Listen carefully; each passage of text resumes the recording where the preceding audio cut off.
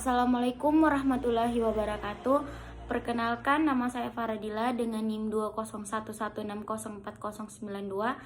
Di sini saya akan melakukan promosi kesehatan menggunakan metode ceramah dengan tema PHBS, perilaku hidup bersih dan sehat. Assalamualaikum warahmatullahi wabarakatuh. Pertama-tama marilah kita memanjatkan puji dan syukur atas kehadirat Allah Subhanahu wa taala yang telah memberikan kita nikmat kesehatan, kesempatan agar bisa hadir di tempat ini. Tak lupa pula salawat serta salam kita haturkan kepada junjungan kita Nabi besar Muhammad SAW dan para sahabat dan pengikutnya hingga akhir zaman. Yang saya hormati Bapak dan Ibu yang telah meluangkan waktunya untuk hadir di tempat ini, dan yang saya banggakan teman-teman sejawat saya. Tujuan saya berdiri di depan ini adalah untuk melakukan promosi kesehatan yang bertujuan untuk meningkatkan perilaku hidup bersih dan sehat di lingkungan masyarakat.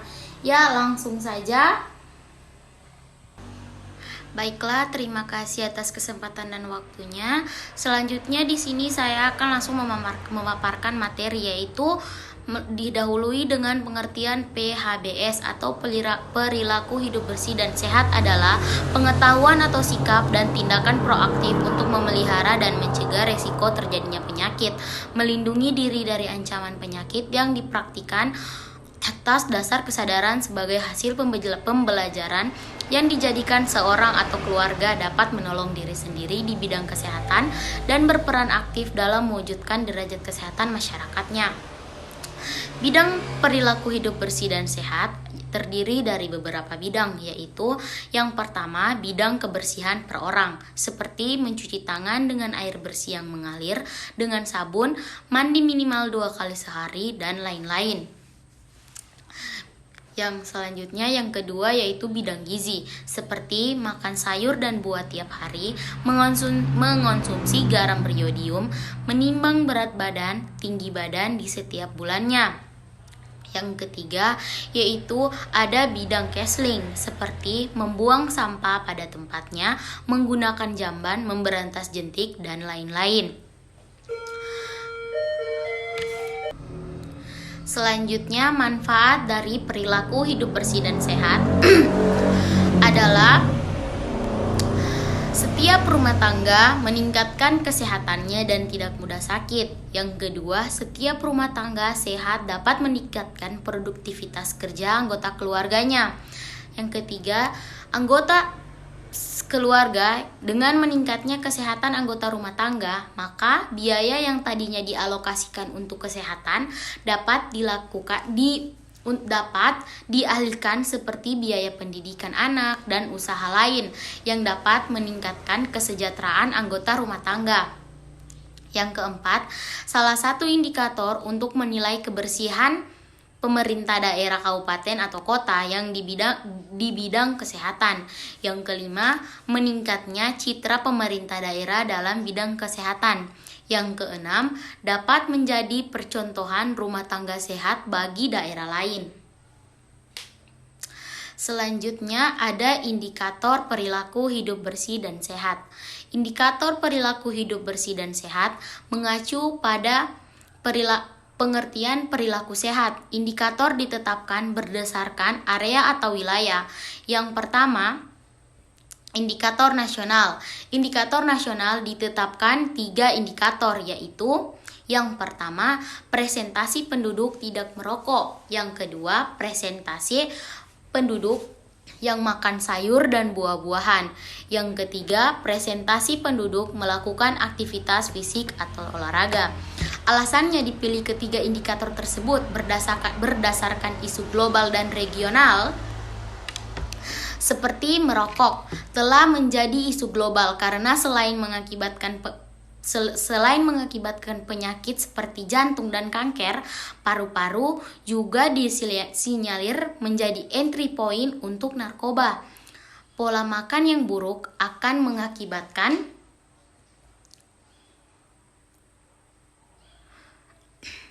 berakibat buruk pada semua golongan umur. Bila terjadi pada usia balita, akan menjadikan generasi yang lemah atau generasi yang hilang di kemudian hari. Bagi usia produktif, akan mengakibatkan produktivitas menurun, kurang aktivitas fisik dan olahraga, mengakibatkan metabolisme tubuh terganggu. Apabila berlangsung lama, akan menyebabkan terjadinya penyakit seperti jantung, paru-paru, dan lain-lain. Yang kedua, indikator lokal spesifik, yaitu indikator nasional ditambah indikator lokal spesifik. Masing-masing daerah sesuai dengan situasi dan kondisi daerah. Ada 16 indikator yang dapat dipergunakan untuk mengukur perilaku hidup sehat, yaitu 1. Ibu hamil memeriksa kehamilannya. 2. Ibu melahirkan ditolong oleh tenaga kesehatan. Yang ketiga, pasangan usia subur atau disingkat dengan PUS memakai alat KB. Yang keempat, balita ditimbang. Kelima, penduduk sarapan pagi sebelum melaksanakan aktivitas. Keenam, bayi diimunisasi secara lengkap setiap bulannya. Selanjutnya, penduduk minum air bersih yang dimasak. Selanjutnya, penduduk menggunakan jamban sehat. Selanjutnya, penduduk mencuci tangan memakai sabun. Selanjutnya, penduduk menggosok gigi sebelum tidur. Selanjutnya, penduduk tidak menggunakan nafsa atau narkoba. Selanjutnya, penduduk mempunyai akses atau tabungan uang emas.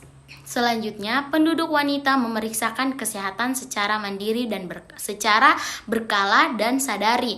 Pemeriksaan payudara sendiri.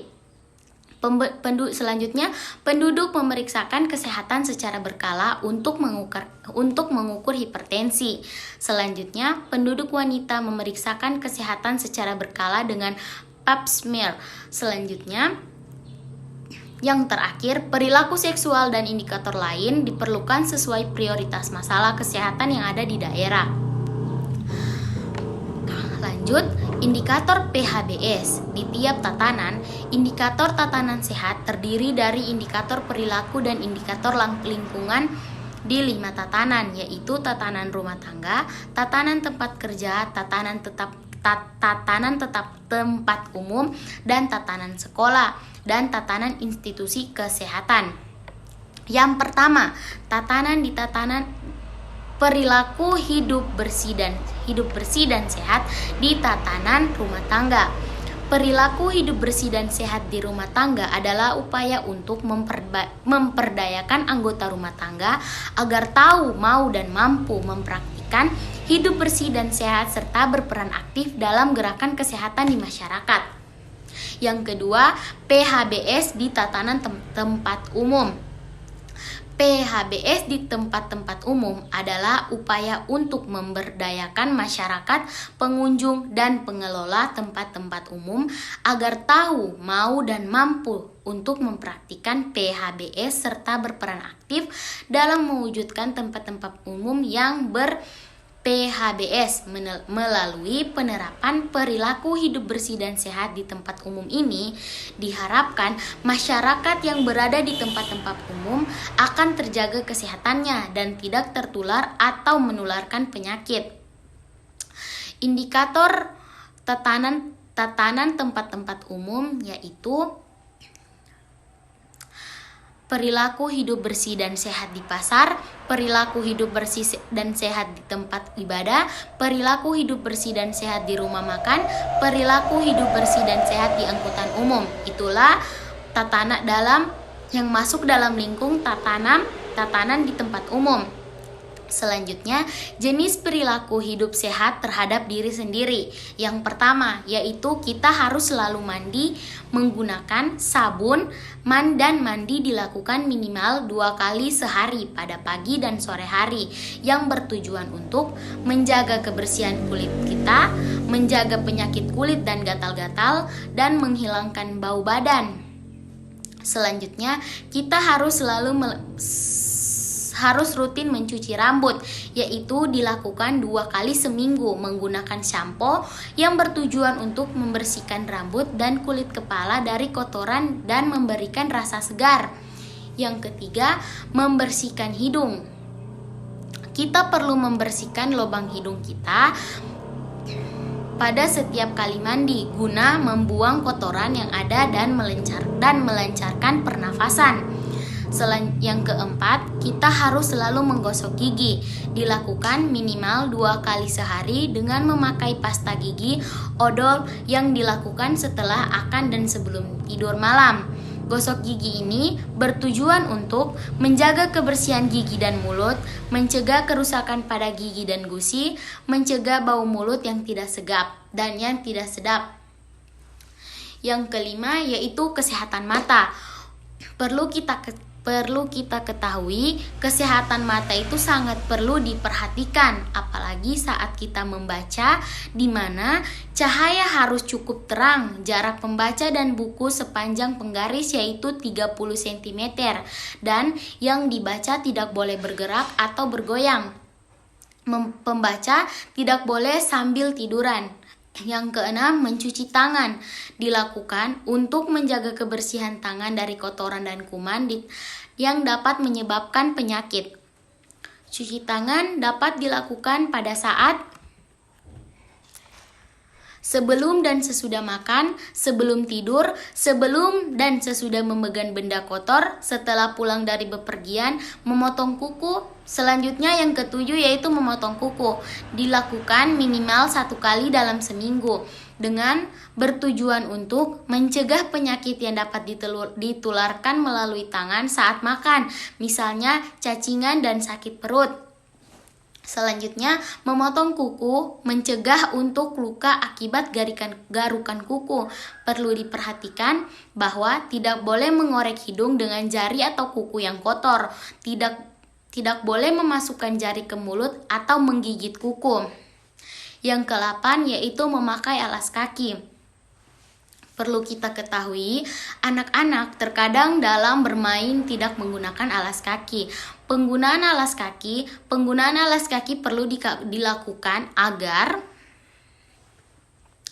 kaki tidak terluka atau tertusuk benda tajam. Selanjutnya, mencegah penyakit, misalnya penyakit cacingan akibat terinjak kotoran. Yang ke-9, kebersihan pakaian. Perlu kita ketahui, kebersihan pakaian dapat dibedakan menjadi 3, yaitu pakaian sekolah atau pakaian kantor, pakaian bermain atau pakaian santai, dan pakaian tidur. Pakaian harus selalu bersih dan diganti dalam setiap hari. Hal ini bertujuan agar kita terhindar dari penyakit kulit yang diakibatkan pakaian basah atau kotor. Yang ke-10, belajar makan sehat. Perlu kita ketahui, makan adalah kebutuhan pokok setiap orang. Makan sebaiknya 3 kali sehari dengan menu yang seimbang, yaitu 4 sehat 5 sempurna yang terdiri dari nasi, sayur, lauk, buah, dan susu. Makan pagi atau sarapan sangat penting setiap harinya guna menjadi sumber tenaga kita pada siang hari. Perlu diingat juga untuk menghindari jajan sembarangan, karena kebersihan dari makanan yang dijual di luar sana, kita tidak menjamin kebersihannya, dan makanan yang kotor dapat menyebabkan penyakit seperti sakit perut, diare, muntah, dan lain-lain. Baiklah, mungkin itu saja yang bisa saya sampaikan. Lebih dan kurangnya saya mohon maaf. Wassalamualaikum warahmatullahi wabarakatuh.